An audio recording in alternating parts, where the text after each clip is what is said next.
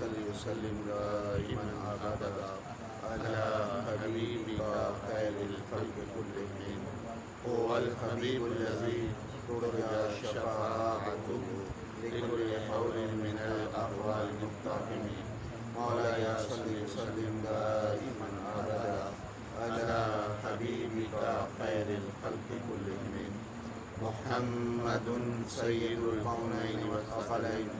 والفريقين من عرب ومن أعجم مولاي صل وسلم دائما أبدا على حبيبك خير الخلق كلهم. محتشم سامعین حضرات، محرم الحرام شریف کے مقدس لمحات میں رسول اللہ صلی اللہ علیہ وسلم کے گھرانے کا، سرکار علیہ السلام کے اہل بیت کا اللہ کے دربار میں ایک بہت بڑی قربانی پیش کرنا، یہ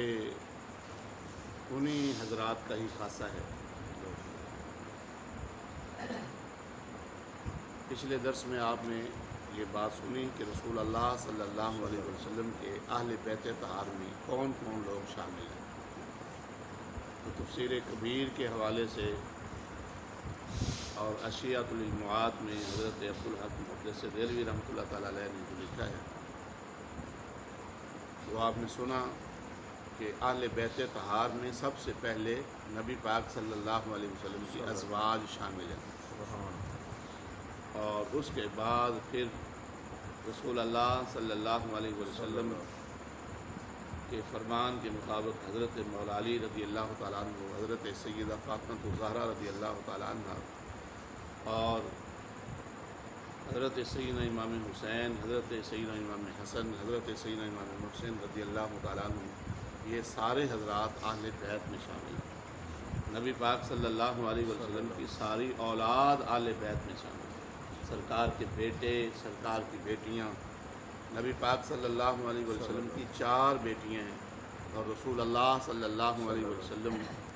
کے 3 بیٹے ہیں، یہ سارے کے سارے اہل بیت طہار میں شامل ہیں۔ آج کے ہمارے درس میں محرم الحرام شریف کے لحاظ سے، اور خصوصاً ان ایام کے لحاظ سے کہ سیدنا امام حسین رضی اللہ تعالیٰ عنہ نے اور آپ کے ساتھیوں نے جو اتنا عظیم کام کیا کہ اسلام کو ختم کرنے کے لیے جو سلسلے جاری تھے، آپ نے اپنا کردار ادا کر کے، شہادت پیش کر کے ان راستوں کو بند کیا اور شریعت کو، اسلام کو تقویت عطا فرمائی۔ تو اس سلسلہ میں اب جو اہل بیت طہار سے محبت کرنے والے ہیں، ان کے لیے رسول اللہ صلی اللہ علیہ وسلم کا پیغام کیا ہے؟ کیونکہ اہل بیت کی محبت اس وجہ سے ہم کرتے ہیں، اہل بیت سے محبت کہ ہمیں سرکار سے محبت ہے، سرکار کے اہل بیت ہیں، اس وجہ سے ہم ان سے پیار کرتے ہیں۔ اور یہ نبی پاک صلی اللہ علیہ وسلم کی یوں سمجھو ڈیمانڈ بھی ہے کہ میرے اہل بیت سے پیار کرو، اور یہ قرآن میں اللہ پاک کی طرف سے بھی یہ ڈیمانڈ ہے کہ نبی صلی اللہ علیہ وسلم کے اہل بیت سے پیار کرو۔ ہم اس وجہ سے، ہم یعنی اللہ اور اللہ کے رسول کی وجہ سے اہل بیت طہار سے پیار کرتے ہیں۔ تو رسول اکرم نور مجسم شفیع معظم صلی اللہ علیہ وسلم کا یہ فرمان عالی شان ہے، اور یہ بخاری شریف میں صفحہ نمبر 172 پہ ہے۔ نبی پاک صلی اللہ علیہ وسلم نے ارشاد فرمایا، لیس منا من ضرب الحدود وشق الجیوب ودعا دعوت الجاہلیہ۔ نبی پاک صلی اللہ علیہ وسلم نے ارشاد فرمایا کہ وہ بندہ ہم میں سے ہے ہی نہیں جس بندے نے اپنے منہ کے اوپر تماچے مارے، اپنے گریبان کو پھاڑا، اور جس نے جاہلیت کا رونا رویا جیسے بین کیے جاتے ہیں۔ رسول اللہ صلی اللہ علیہ وسلم نے ارشاد فرمایا جس نے یہ کام کیے، فرمایا وہ ہم میں سے ہے ہی نہیں۔ اب یہ نبی پاک صلی اللہ علیہ وسلم کا فرمان ہے، اور اصحاء الاسانید کتاب بخاری شریف میں موجود ہے۔ تو رسول اللہ صلی اللہ علیہ وسلم نے ان چیزوں سے منع کیا، اور نبی پاک صلی اللہ علیہ وسلم نے صبر کا حکم دیا۔ قرآن مجید، قرآن رشید میں صبر کا حکم دیا گیا کہ ایسی کوئی معاملہ بن جائے تو وہاں صبر کرو، اور فرمایا ان اللہ مع الصابرین، بے شک اللہ تعالیٰ صبر کرنے والوں کے ساتھ ہے۔ یہ پیار کا تقاضا یہ ہے کہ جن کے پیار کی وجہ سے اہل بیت سے پیار کیا جاتا ہے ان کا فرمان کیا ہے، نبی پاک صلی اللہ علیہ وسلم کا اس حوالے سے حکم کیا ہے، قرآن و سنت اس حوالے سے کیا رہنمائی ہمیں دے رہا ہے، اس کے اوپر عمل کرنا۔ حقیقت میں یہی تو کروانے کے لیے امام حسین میدان کربلا میں گئے تھے کہ شریعت پہ عمل کیا جائے، شریعت کی مخالفت نہ کی جائے۔ شریعت کی مخالفت کرنے والوں کے سامنے بند باندھنے کے لیے حضرت امام حسین رضی اللہ تعالیٰ عنہ نے اور آپ کے چھوٹے چھوٹے بچوں نے بھی،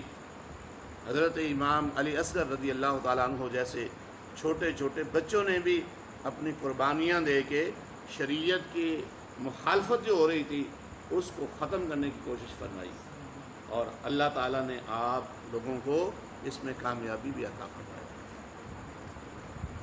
یہ شریعت کی مخالفت ہے کہ بندہ پیٹ رہا ہو، شریعت کی مخالفت ہے کہ بندہ وائے ویلا کر رہا ہو، مر گئے فلاں ہو گیا، لٹ گئے، اس طرح کے مرثیے پڑھنا یہ گندے مراسیوں کا کام ہے، یہ شریعت کے باغیوں کا کام ہے، یہ جاہلوں کا کام ہے، یہ رسول اللہ صلی اللہ علیہ وسلم سے محبت نہ کرنے والوں کا کام ہے، اور یہ حضرت سیدنا امام حسین رضی اللہ تعالیٰ عنہ کے ساتھ محبت نہ کرنے والوں کا کام ہے۔ جو محب ہے سرکار کا اور وہ سرکار کے اہل بیت کا بھی یقینی طور پہ محب ہے اور وہ اللہ پاک سے بھی محبت کرنے والا ہے، تو سب سے پہلے وہ قرآن و سنت کو اپنے سینے سے لگائے۔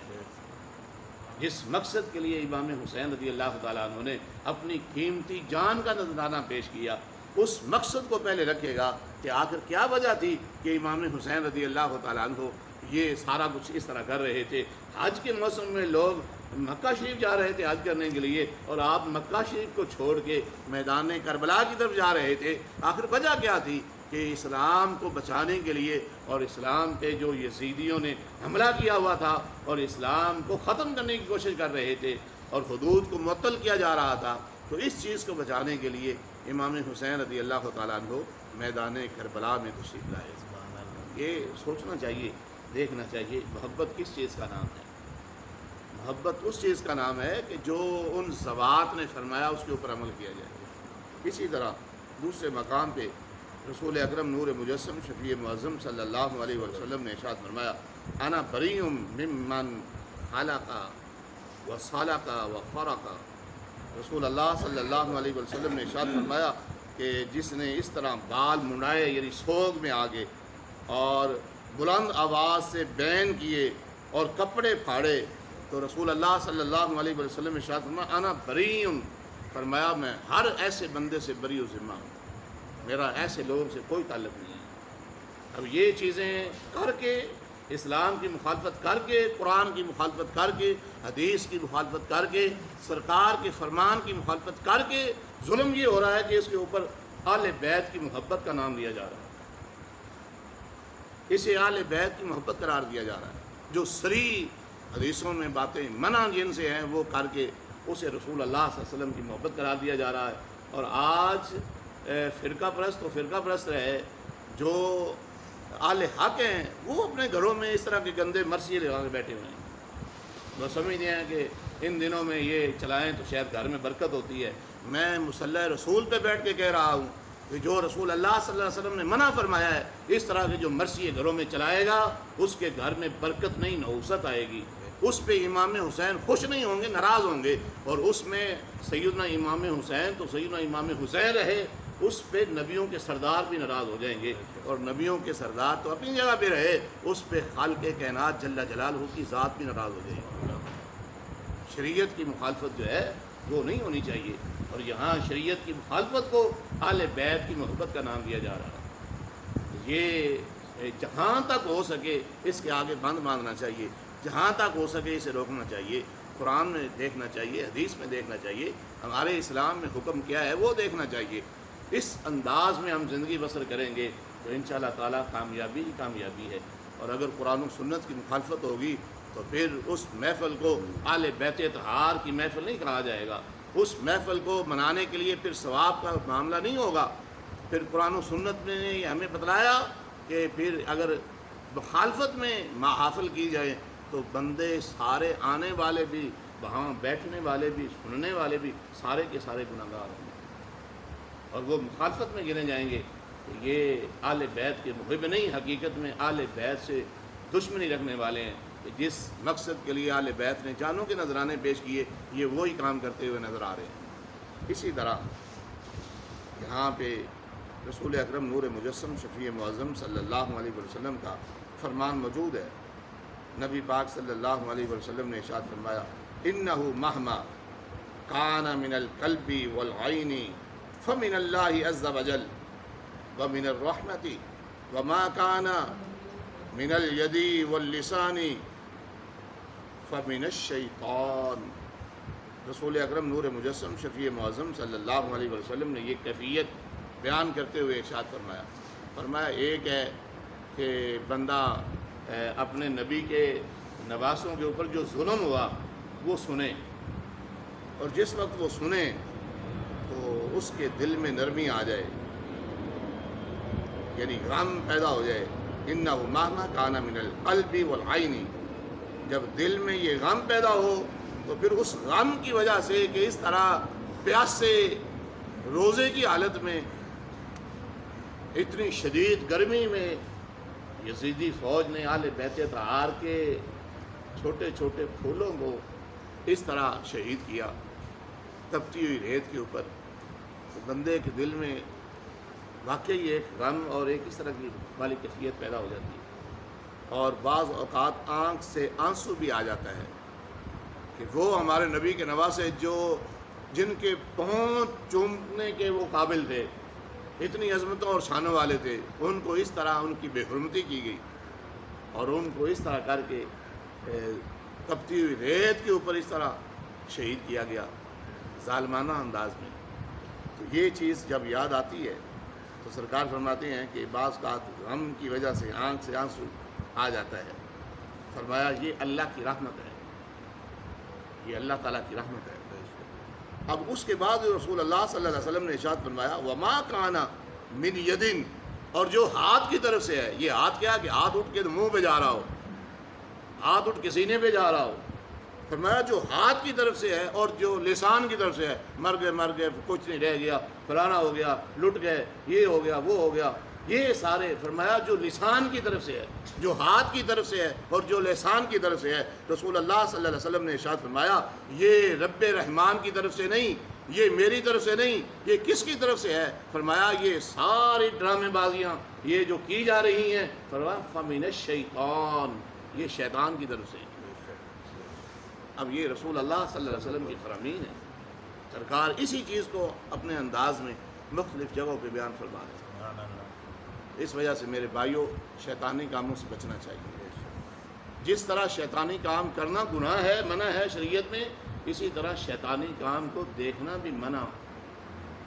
دیکھنے کا بھی گناہ ہے۔ یہ وجہ ہے کہ جو اہل حق ہیں